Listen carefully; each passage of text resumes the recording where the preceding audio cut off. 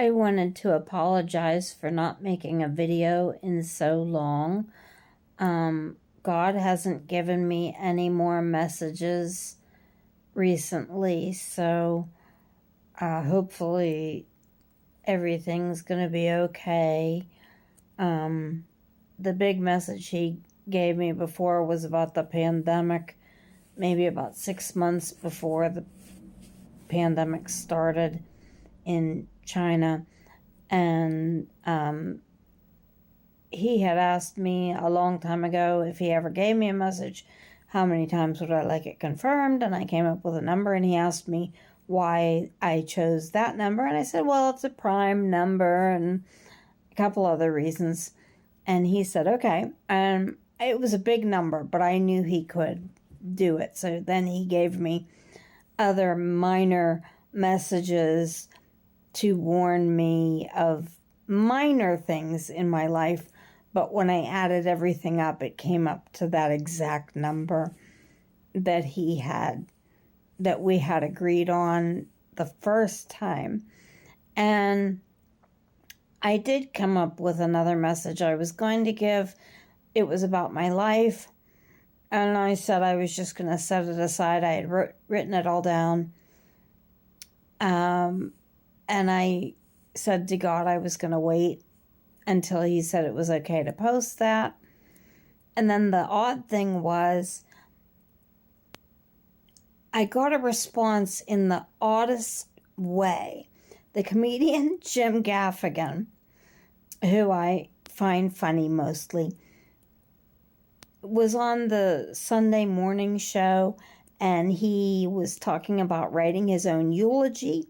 And then he said all these things and he looked very serious, the way I have been when God gave me an important message. He had that stunned look on his face, and he said exactly to me what I would need to hear to know that God was not okay with me reporting those things about my life, that it wasn't for me to talk about my own life, that would be for other people to report. And my problem with that is that other people will get it wrong. But I'm not going to talk about my own life or who I am because of what Jim Gaffigan said. And Jim Gaffigan didn't say that was a message he got from God, but I really had that impression just looking at him that this was somehow for me. And he didn't have a joking look on his face. He looked deadly serious. So I could be totally wrong. That could be just him making a joke about writing his own obituary. And mine wasn't going to be an obituary. It was just going to be about my life. But no, I'm not going to be able to say that. So God not only hasn't given me any messages, he has let me know not to give a message that I was going to give. And I want to thank everyone who has followed me from the few videos I made. And if I think of anything important to say, I will.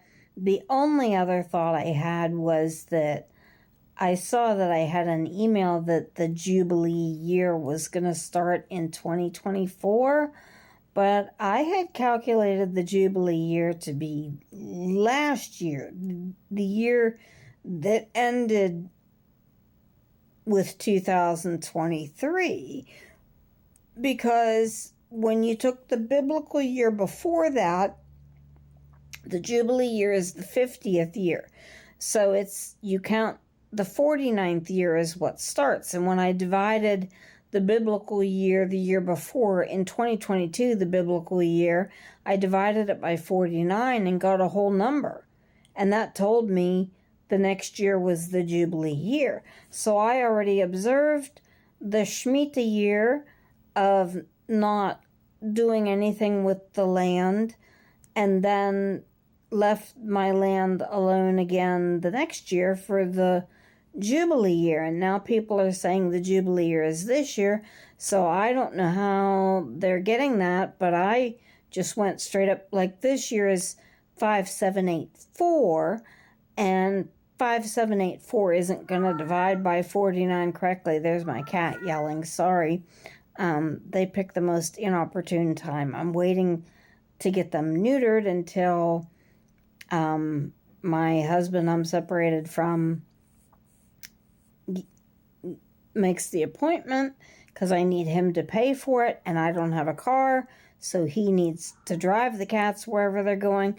So I'm stuck living with 2 unneutered cats, and one is powerfully smelly. He is so smelly from being not neutered that any other male cat that encounters him growls immediately.